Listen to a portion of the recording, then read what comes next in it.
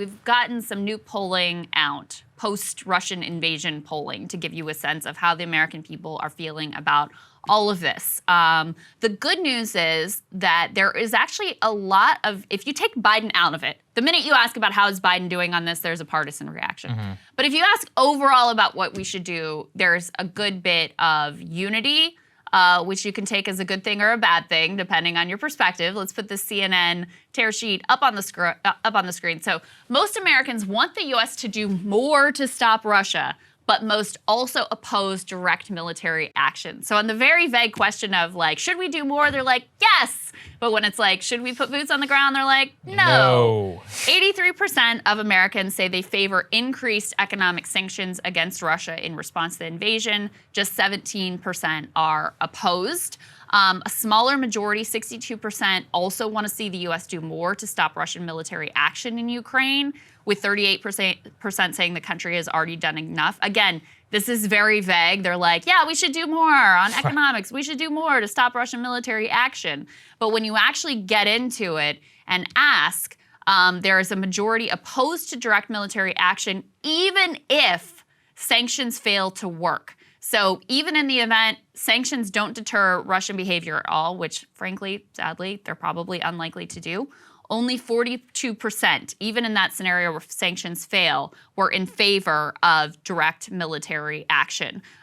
So far, even though the public is pretty much in line with where the Biden administration is and the actions that they have taken so far, he still does not get high approval ratings from the public. Only 42% said that they trust Biden at least moderately to make the right decisions regarding the situation in Ukraine.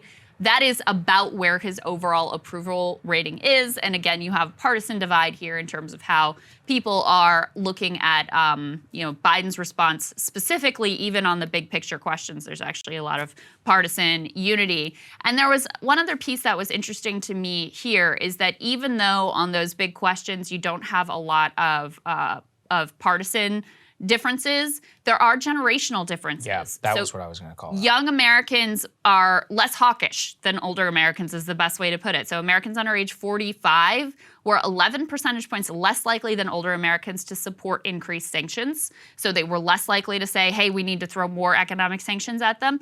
And they were 10 points less likely to say the U.S. should do more against Russia, although all age groups were against military action. So interesting generational divides. Yeah, the generational gap is fascinating, like the 11-point drop in terms of what's happening. I also found the increase, the way that people are looking at this, I can already attest to it, having filled up the tank recently, which is that most Americans say they should consider the impact of gas prices. I also just saw this morning, Krystal, that wheat prices are skyrocketing right now because 10 to 12% of the world's wheat comes out of Russia. Derek Thompson was telling us yesterday. Also sunflower oil, another one, I think it's like 75%.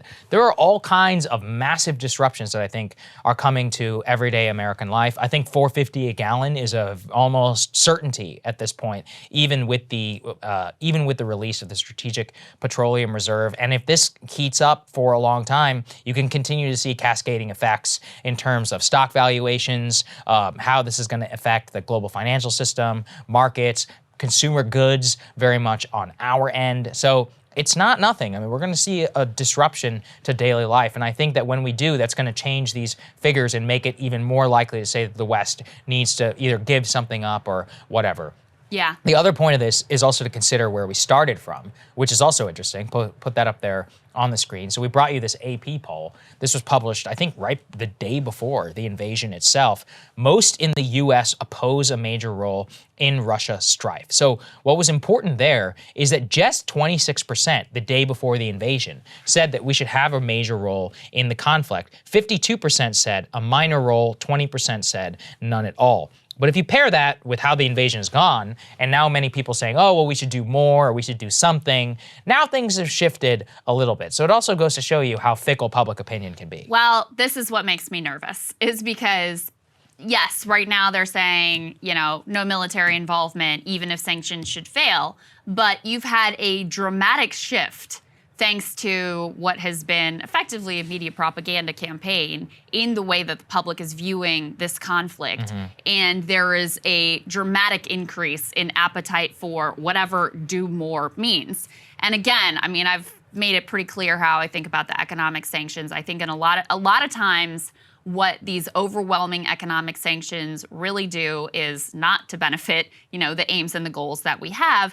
It's really more a sort of flexing of political muscle to sort of show the American public that you're doing everything you can and you're punishing the bad guys and you're making them pay. It's more about political theater than it is about an actually effective tool to achieve your stated goals. That's just based on the historical record. So on the one hand, that's why I said it's mixed that you have such sort of bipartisan agreement of 83% of Americans saying they want more in terms of economic sanctions and 62% saying they want more to stop Russian military action in Ukraine.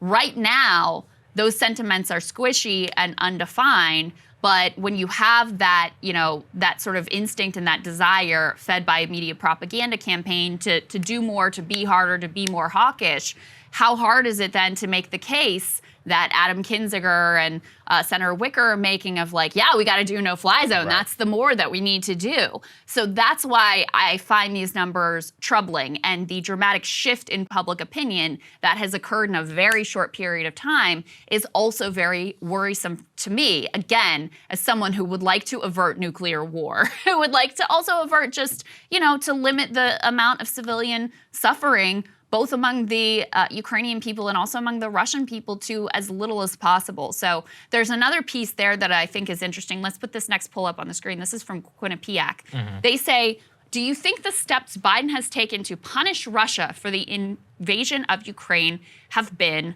enough? And so you've got 3% overall. These are the totals. 3% that say too tough.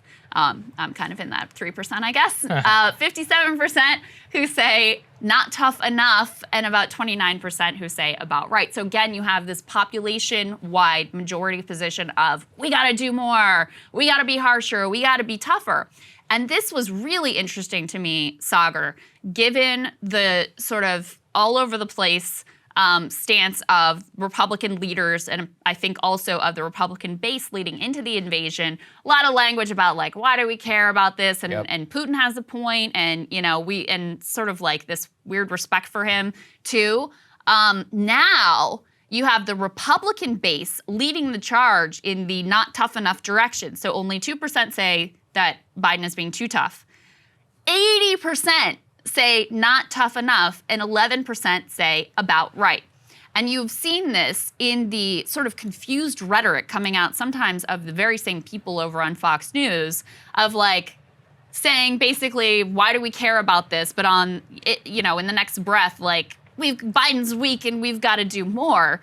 So the Republican base has reverted to their sort of like typical hawkish inclinations, I would say. Yeah, I think you're right. And I would say one of the most important things Trump could do for this country is to come out against a no-fly zone and against war with Russia. Yes. He needs to come out explicitly and say some of the things that he said when he was in the White House. He said, hey, look, it's actually okay to have diplomacy, all of this. Instead, he wants to dunk on Biden and be like, this never would have happened. Actually, I'm the reason NATO is so strong. I'm the one who shipped lethal aid to Ukraine. Look, like I said during the vaccination, one of the most important things he could do is to come out early and quash any calls of, oh, Biden is looking weak and all of that. I don't think he'll actually do it. Almost certainly not. But look, Trump, if you're listening, it would be a great thing in order for the country to avoid war. He could make a huge difference here because I think opinions on this conflict and what should be done are still very squishy. Yeah. And there are really nefarious forces out there, from Hillary Clinton to, Eric Swalwell to Adam Kinzinger, who are trying to push us in what is an extremely dangerous and devastating situation. So anybody who wants to be a part of solidifying public opinion in the opposite direction, please get involved. Please join us. Hey guys, thanks so much for watching. That's right. Just as a reminder, you can become a premium subscriber today. Watch the full show completely uncut, our reactions to each other's monologues. You get to listen to it. You get to ask us questions, all that good stuff. Link is right there in the description or at breakingpoints.com. Best of all, great way to say screw you to the mainstream media.